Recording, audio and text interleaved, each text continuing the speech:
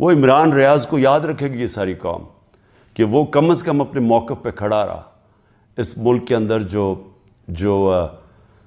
जो सहाफ़ी होते हैं, जो एक जहाद करते हैं हक और सच के लिए, जिस तरह अरशद शरीफ थे, कौम इनको हमेशा याद रखेगी।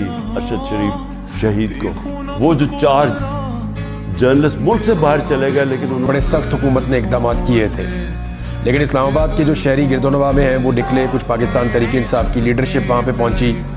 सुबह सबसे पहले जो गिरफ्तारियाँ हुई, और मैं आपको एक हैरत की बात बताता हूँ कि सुबह सुबह सबसे पहले डी चौक पे जो पहुँचा वो वही खातून थी, 80 साल से ज़्यादा बूढ़ी खातून जो पेशावर से आई हुई थी, जिन्हें चंद दिन पहले गिरफ्तार कर लिया गया था और इस हुकूमत का बहुत मजाक बन गया था।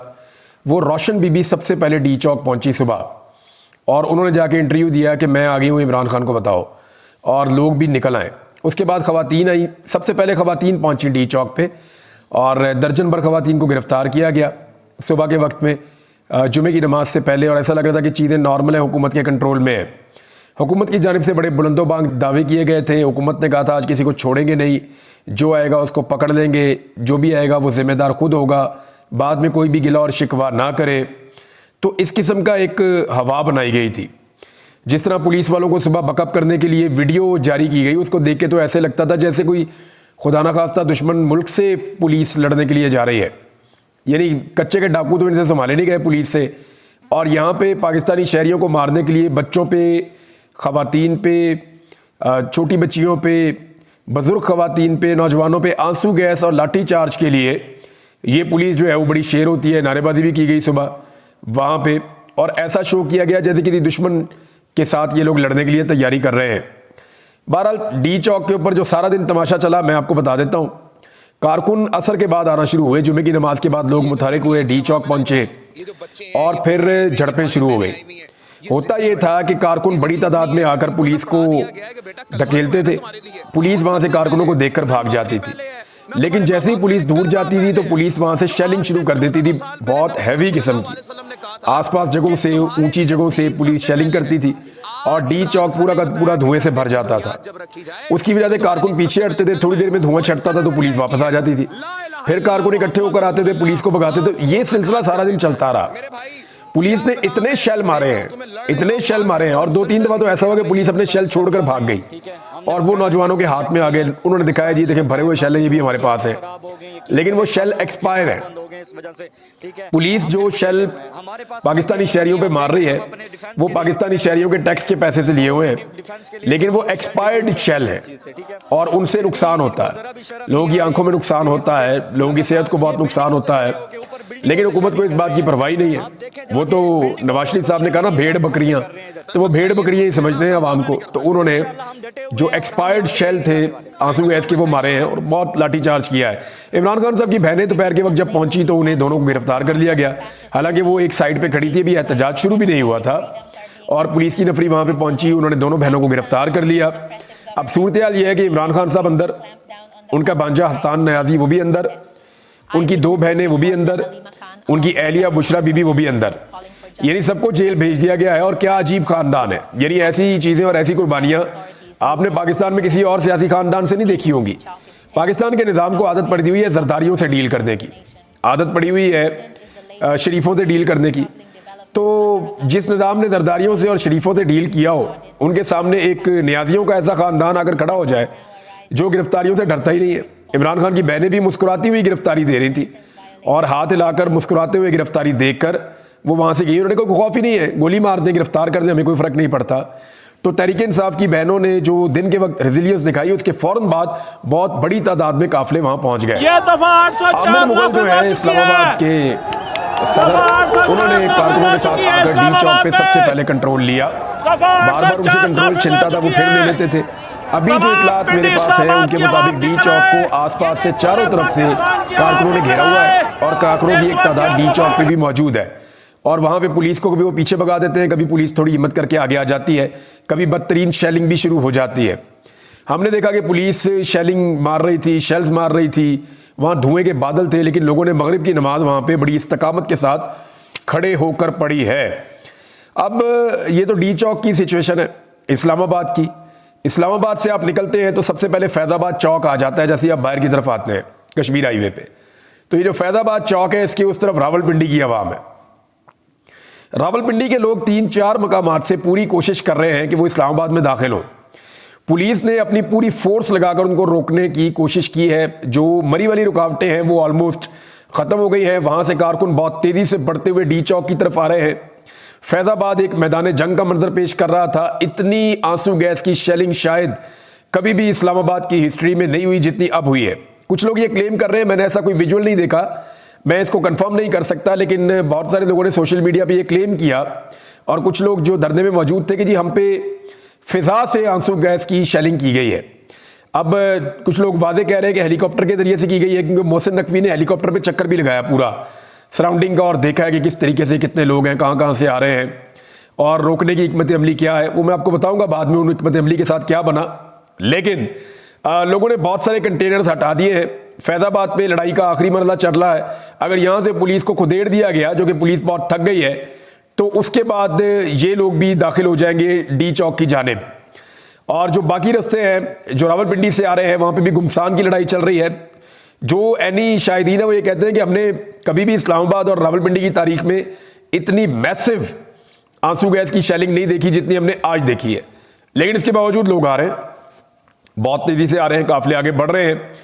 जो सबसे बड़ा काफिला है जो खैबर पख्तूनख्वा से आ रहा है, पंजाब से तो काफिले छोटे बड़े पहुंच रहे हैं, क्योंकि वहां पे पाकिस्तान तहरीक इंसाफ की हुकूमत नहीं है, तो वो इकट्ठे नहीं आ सकते वहां से और ना अलाउ किया जाता है। तो छोटे छोटे काफिलों की सूरत में लोग अलग अलग गाड़ियों में अलग अलग बंदोबस्त करके आ रहे हैं, रुकावटें अबूर करते हुए। और कंटेनर जो है वो रस्ते में भी उठा दिए गए हैं। 26 नंबर चौरंगी पे बहुत शदीद झड़पें पुलिस की और कारकुनों की हो रही हैं। अब आ जाए अली अमीन गंडापुर की तरफ। उन्होंने बहुत सारी रुकावटें अबूर कर ली हैं। वो पंजाब में बहुत देर पहले दाखिल हो गए थे। अटक का पुल उन्होंने क्रॉस कर लिया था। अली अमीन गंडापुर के साथ एक अवाम का बहुत बड़ा इज्तिमा है। 1000 से ज़्यादा गाड़ियाँ उनके काफिले में मौजूद हैं और कारकुनों की बहुत बड़ी तादाद उनके साथ है। उनके साथ बहुत हैवी मशीनरी है। उन्होंने आनन फानन जो है वो बहुत सारी रुकावटें दूर की हैं और वो बुरहान से आगे आकर एक ऐसा मुकाम है जहाँ दोनों तरफ पहाड़ हैं और उन पहाड़ों के बीच में बड़ी नैरो हो जाती है मोटरवे, यानी मोटरवे की जितनी चौड़ाई है वो उतनी रह जाती है, दोनों तरफ पहाड़ है। इस जगह पे इस वक्त हुकूमत ने ब्लॉकेज लगाया हुआ है जब मैं ये वीडियो रिकॉर्ड कर रहा हूँ, और कारकुन तकरीबन इसको क्रॉस करने के करीब पहुंच गए हैं। यानी जब शायद आप ये वीडियो सुन रहे हो तो कारकुन मुमकिन है कि इसको क्रॉस करके अटक के आसपास कहीं आ गए हों, या उस वक्त वो लाहौर या लाहौर इस्लामाबाद वाला जो टूल प्लाजा है उसको कहीं क्रॉस कर रहे हो, तो वो इन बिटवीन हो सकते हैं अगर तो इसको क्रॉस कर गए। यहां पे सिचुएशन ये है कि दोनों चोटियों के ऊपर पुलिस वाले खड़े हुए, उन्होंने अपनी चौकियां बनाई हुई है ऊपर, और ऊपर उनके पास बहुत बड़ी तादाद में मिकदार में ना सिर्फ आंसू गैस के शेल हैं बल्कि उनके पास रबड़ की गोलियां भी हैं, और ऊपर से लगातार वो रबड़ की गोलियों से फायरिंग कर रहे हैं और आंसू गैस के शेल फेंक रहे हैं।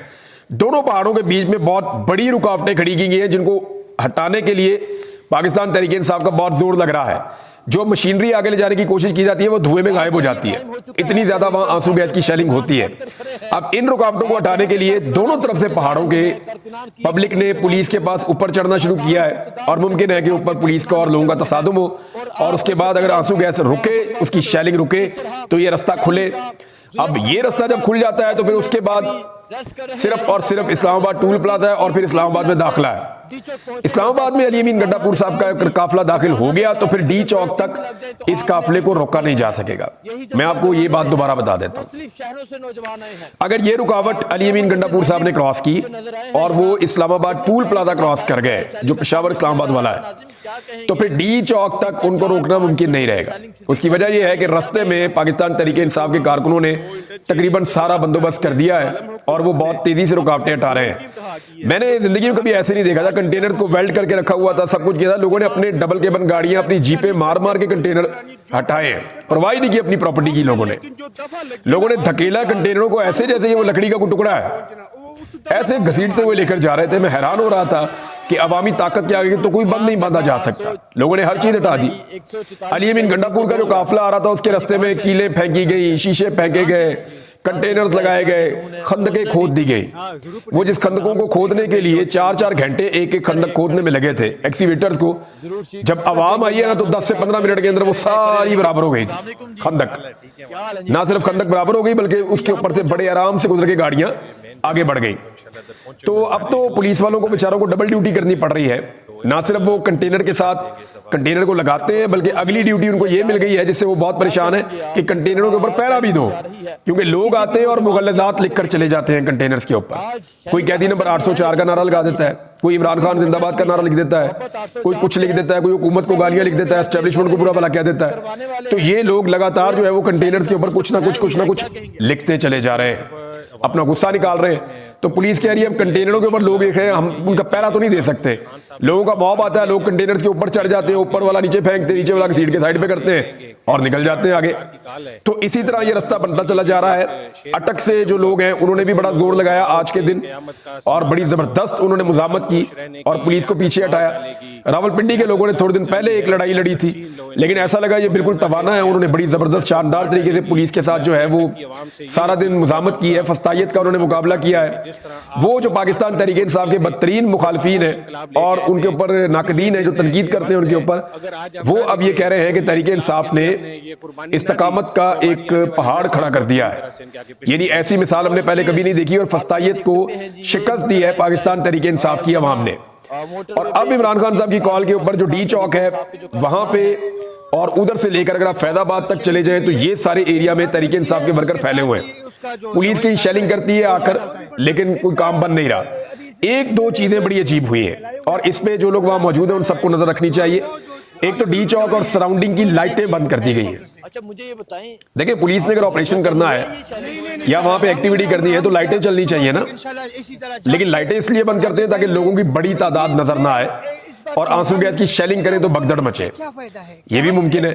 लेकिन लाइटें बंद करने के पीछे एक खदशे का और भी इजहार किया जा रहा है। अभी थोड़ी देर पहले कुछ विजुअल्स आए सोशल मीडिया पे जिनके मुताबिक सादा कपड़े वाले नकाब पोश लोगों को डी चौक पे गाड़ियां रोककर उतारा गया है और तहरीक इंसाफ ये क्लेम कर रही है कि ये लोग जो हैं इनको यहाँ लाया गया है और ये हुकूमत की कोई मनसूबाबंदी है जिसके तहत ये लोग यहाँ पे पहुंचे। ये सादा कपड़ों में है, ये नकाब पोश है, ये यहाँ पे क्यों आए हैं, ये सवालात लोग उठा रहे हैं। और इनको यहाँ पे क्यों उतारा जा रहा है, ये भी सवाल लोग उठा रहे हैं। और लाइटें क्यों बंद की गई हैं। तहरीक इंसाफ का ये कहना है कि मुमकिन है कि हमारे खिलाफ कोई दोबारा फॉल्स फ्लैग ऑपरेशन हो जाए या कोई ऐसी एक्टिविटी कर दी जाए यहाँ पे कि जिसका ब्लेम 9 मई की तरह पाकिस्तान तहरीक इंसाफ के गले में फंस जाए। अब तहरीक इंसाफ के जो कारकुन उनकी जिम्मेदारी है कि अगर वहां ऐसी कोई चीज होती है तो उन लोगों को पकड़ के उनकी वीडियो बनाएं और वो वीडियो ना सिर्फ पब्लिक करें बल्कि ऐसे अनासर को जो शरपसंद है उन्हें पुलिस के हवाले करें। ये बहुत जरूरी है। अब मैंने आपको बताया कि यहाँ पे सारी सिचुएशन ये है। गंडापुर साहब कहाँ फंसे हुए वो भी मैंने आपको बताया। अभी एक दो खबरें आ रही हैं और ये क्लेम किया जा रहा है कि शायद गवर्नर राज लगा दिया जाए और कोई एक्टिविटी बताई जा रही है कि गवर्नर की है। देखिए एक तो गवर्नर राज लगाना हो तो वो लगा भी सकते हैं, लगा सकते हैं गवर्नर राज, कोई प्रॉब्लम नहीं है। लेकिन उसके बाद क्या होगा उसकी किसी के पास कोई गारंटी नहीं है, कोई भी नहीं जानता। देखिए कल रात तक और आज सुबह तक ये असेसमेंट थी इस हुकूमत की कि कोई भी डी चौक में परिंदा पर नहीं मार सकता। तो हमने देखा कि डी चौक पे इंसानों का समंदर है और उन्होंने कब्जा कर लिया। सब ये कह रहे थे लोग आज बाहर नहीं निकलेंगे, डर जाएंगे। हमने देखा कि लोग इतनी बड़ी तादाद में निकले कि इससे पहले इतनी बड़ी तादाद में कोई काफिला इस तरफ को नहीं आ रहा था। मौजूदा रिजीम चेंज की बात की मैं बात कर रहा हूं, इमरान खान से हटके मैं बात कर रहा हूं। तो जितनी असेसमेंट है वो हमेशा गलत हो जाती है। 2022 में असेसमेंट की गई कि इमरान खान की हुकूमत गिराएंगे सब ठीक हो जाएगा, नहीं ठीक हुआ। असेसमेंट की गई 25 मई को इनको मारो ये खत्म हो जाएंगे, नहीं खत्म हुए। असेसमेंट की गई कि जनाब इलेक्शन डिले करें, लोग इनको वोट नहीं डालेंगे, गलत हो गई असेसमेंट। इंतखाबी निशान छीन लो, लोगों को पता ही नहीं चलेगा, गलत हो गई असेसमेंट। हर वो चीज जो इमरान खान के खिलाफ और पाकिस्तान तहरीक इंसाफ के खिलाफ या पाकिस्तान के अवाम के खिलाफ की गई वो असेसमेंट अब तक गलत हुई है। अब गवर्नर राज लगाना है, आपकी असेसमेंट है, आप ठीक कर सकते हैं, लगाओ, गवर्नर राज भी लगाओ। वजीर आज़म एडवाइस देगा, सदर लगा देगा, बात खत्म। लेकिन गवर्नर राज लगने के बाद क्या होगा इसकी असेसमेंट भी आपकी गलत होगी। मैं आपको पहले बता रहा हूं, क्योंकि खैबर पख्तूनख्वा के वो लोग जो अभी इस लड़ाई का हिस्सा नहीं बन रहे, अगर आपने गवर्नर राज लगा दिया तो आप उनके मैंडेट की खुली तौहीन कर देंगे और उनके पास वहां पे 2/3 से ज्यादा मैंडेट है। उन्होंने इतने वोट लिए कि तारीख में इतने वोट नहीं पड़े। तो जो फिर खैबर पख्तूनख्वा तिगनी का नाच नचाएगा ना फेडरल गवर्नमेंट को और रियासत को, वो फिर तमाशा पूरा पाकिस्तान का पूरी दुनिया देखेगी। अब इस वक्त मजीद कुछ चीजें मैं आपके साथ शेयर कर देता हूं। वो ये है कि तहरीक इंसाफ और इस्लामाबाद और रावलपिंडी के लीडर्स ने यह भी कहा है कि हम मेन काफिले के आने तक सिर्फ पुलिस को एंगेज कर रहे हैं, थका रहे हैं और इनकी आंसू गैस खत्म कर रहे हैं। कई जगहों से सहाफियों ने कहा जी पुलिस की आंसू गैस खत्म हो गई है और वो वायरल्स वगैरह कर रहे हैं कि जी हमें और आंसू गैस प्रोवाइड की जाए, हमें लाकर दी जाए, क्योंकि इतनी मैसिव कभी आंसू गैस चली नहीं जितनी अब चल रही है। और स्पेशली जो इस वक्त जुल्म हो रहा है मोटरवे पे, अली अमीन गंडापुर ने स्टेटमेंट दिया उसके हवाले से। गंडापुर का स्टेटमेंट है कि जी हमारे लोगों को जो है वो शेलिंग हुई है, फायरिंग हुई है, कुछ लोग हमारे जो हैं वो जख्मी हुए हैं, उन्हें अस्पतालों में शिफ्ट किया जा रहा है और उनको अस्पतालों में पहुंचाया जा रहा है। तो सूरत हाल अच्छी नहीं है जो उन्होंने बताई है। इसके अलावा कुछ लोग ये कह रहे हैं क्योंकि पाकिस्तान के अंदर जो है वो एक कॉन्फ्रेंस होने जा रही है शंघाई ताउन तंजीम की और बहुत सारे फॉरनर्स आ रहे हैं मुख्तलिफ मुल्कों से, लिहाजा इसको मौखर कर दिया जाए। तो पाकिस्तान तहरीक इंसाफ ने ये ऑफर तो की हुई है कि आप तरमीम मौखर कर दें, हम एहतजाज मौखर कर देंगे, इससे कम पे तो कोई बात होगी नहीं। अब तहरीक इंसाफ का दूसरा मुतालबा ये भी होगा कि आप जनाब नोटिफिकेशन जारी कर दें जस्टिस मंसूर अली शाह साहब का कि वो आने वाले चीफ जस्टिस ऑफ पाकिस्तान है और जितने लोगों को आपने अभी गिरफ्तार किया है आज के दिन में, उन सारे लोगों को फौरी तौर पर रिहा किया जाए। गवर्नर राज लगा तो ये एक बहुत बड़ी गलती होगी और ऐसी गलतियों का अब कोई गुंजाइश मौजूद नहीं है। मुझे याद है नीलामगढ़ में वो कहते थे ना हमारे तारिक अजीज मरहूम साहब के गलती की गुंजाइश निश्ता, तो हुकूमत के पास भी गलती की गुंजाइश नहीं है। एक के बाद एक गलत असेसमेंट करने के बाद वो मजीद गलत असेसमेंट और गलत इकदाम के मुतहम्मिल नहीं हो सकते। एक और चीज मैं आपको बताता हूं, बिलावल का आपको याद है जब OIC पाकिस्तान में इजलास हो रहा था, ये शंघाई ताउन तंजीम तो छोटी चीज है ना, OIC तो पूरे मुसलमान मुल्क इकट्ठे होकर बैठते हैं, सारे सरबराह वहां पे आते हैं। तो जब पाकिस्तान में हो रही थी ना तो बिलावल ने कहा था मैं देखता हूं कैसे होती है, याद है आपको? बिलावल ने कहा था कि देखता हूं कैसे होती है। इन्होंने धरने देने की धमकियां दी थी, ना सिर्फ इन्होंने, अब पाकिस्तान तहरीक इंसाफ ने तो एक दफा भी नहीं कहा कि हम खिलाफ हैं ये जो आपका इजलास हो रहा है शंघाई ताउन तंजीम का, पाकिस्तान ने तो एक दफा भी नहीं कहा पाकिस्तान तहरीक इंसाफ ने। लेकिन बिलावल ने और PMLN ने उस दौर में भी धमकियां लगाई थी, उन्होंने कहा था नहीं होने देंगे, लेकिन उनके खिलाफ कोई कार्रवाई नहीं हुई। लेकिन यहां पे आज सबको जो है वो याद आ रहा है। और देखिए पूरी दुनिया के अंदर एहतजाज होता है। अभी ख्वाजा आसिफ ने खुद कहा कि जब वो अक़वाम मुत्तहिदा में अमेरिका में मौजूद थे तो बाहर जो है वो फलस्तीनियों के हक में बहुत बड़ा एहतजाज हुआ था, तो वहां तो कोई प्रॉब्लम नहीं होता। वहां की गवर्नमेंट तो नहीं कहती कि सारी दुनिया के लीडर आए हुए हैं, वहां तो सदर और वजीर आज़म आए हुए होते पूरी दुनिया के कि जी सारी दुनिया के लीडर आए हुए हैं लिहाजा आप एहतजाज मुअख्खर कर दें। नहीं, वो ये कहते हैं जो आता है आए, जो जाता है जाए, सबसे मुकद्दम हमारे लिए हमारे मुल्क की आवाम है। अगर वो एहतजाज करना चाहते हैं तो उनका कॉन्स्टिट्यूशनल राइट है, उनका आईनी हक है, वो उनसे हम नहीं छीन सकते। जिन्हें आना हो, जिन्हें नहीं आना ना हो, उनकी आवाम उनके लिए पहली प्रायोरिटी है। और पाकिस्तान के अंदर जो है वो कोई दुनिया में कहीं से उठ के कोई भी बंदा आ जाए ना तो ये बहाना बना लेते हैं, बंद करो जी बंद करो, एहतजाज ना करो। पाकिस्तान का क्या बनेगा? पाकिस्तान का तब कुछ बनेगा जब आप अपने आवाम को इज्जत देंगे, बाहर वालों को इज्जत देने से कुछ नहीं होगा। दूसरी बात यह, जितने लोगों ने धमकियां लगाई थी पाकिस्तान तहरीक इंसाफ को, अली अमीन गंडापुर को, वो सारे खुद की तरह। यानी मैं तो सोच रहा था कि फैसल वाडा फ्रंट से पुलिस को लीड कर रहे होंगे, जैसे वो धमकियां लगा रहे थे, उछल कूद कर रहे थे। मैं तो सोच रहा था मोहसिन नकवी पुलिस के आगे खड़े होंगे, लेकिन अली अमीन गंडापुर तो अपने जुलूस के आगे चल रहा है ना। क्या मोहसिन नकवी अपनी पुलिस के आगे खड़ा हुआ है? फैसल वाडा वहां पे आगे आगे खड़ा हुआ है? या जो लोग धमकियां लगाते हैं वो आगे खड़े हुए हैं? क्यों बेचारे मासूम सिपाहियों को, पुलिस वालों को आप अवाम से लड़वाते हैं? बात यह, वो अवाम से बेचारे तनख्वाह लेते हैं, अवाम के वो गले पड़ जाते हैं और आप लोग जाके ठंडे कमरों में बैठ जाते हैं अवाम को लड़वा के। आंसू गैस के शल का एक फक्का आपने नहीं लिया, एक इतनी सी कंकरी भी आपको नहीं लगी और आप सिस्टम के बेनिफिशियरी बनकर आकर बैठ गए हैं। बहरहाल पाकिस्तान तहरीक इंसाफ ने एक और ऐलान किया, अभी ऑफिशियली नहीं है लेकिन असद कैसर साहब ने कह दिया है कि जो लोग इस वक्त मौजूद हैं डी चौक में वो धरना देकर बैठ जाएं और अब हम धरना देंगे। लेकिन अगर पाकिस्तान तहरीक इंसाफ धरना देगी तो उसके बड़े गहरे असरात होंगे। एक खबर और भी अरवा ने चलाई है कि पेशावर वाली साइड से, क्योंकि देखें इस्लामाबाद में उन्होंने फौज तलब की है और वो ठीक है, सिक्योरिटी रीजन है, रेड जोन को सिक्योरिटी देनी पड़ेगी क्योंकि शंघाई ताउन तंजीम का इजलास हो रहा है, तो वो जितने भी लोग आएंगे आके उनको सिक्योरिटी तो देनी है, फौज तो आ रही है। लेकिन अब खबरें ऐसे दी जा रही हैं कि अली अमीन गंडापुर के उकब से पेशावर से फौजी काफिले निकल पड़े और वो घेरा डाल रहे हैं। हाउ इज इट पॉसिबल यार? ये तो पागलपन है ना कि फौज को लाके अवाम के साथ लड़वा दिया जाए या आमने सामने खड़ा कर दिया जाए। ऐसा कोई नहीं करेगा और ना ऐसा हो सकता है। ये मुझे लगता है कि अफवाहें फैलाई जा रही हैं, ऐसा पागलपन कोई कर ही नहीं सकता, ये मुमकिन ही नहीं है। जो इस्लामाबाद के शहरी हैं उनको खराज तहसीन पेश करना चाहिए। वो सारा दिन अपने लोगों को नमक, पानी, खाना, तौलिए गीले करके वो बेचारे सामान ला कर देते रहे हैं। इस्लामाबाद के शहरियों ने और दुकानदारों ने बड़ी कुर्बानी दी है और ऐसा लग रहा था उन मनाजिर को देखकर जैसे ये एक कौम बनती जा रही है। फर्दर अपडेट्स मैं आपको बताऊंगा थोड़ी देर में, जब ये काफिले पहुंचेंगे इस्लामाबाद। अब तक के लिए इतनी, अपना ख्याल रखिएगा, अपने चैनल का भी। अल्लाह हाफ़िज़।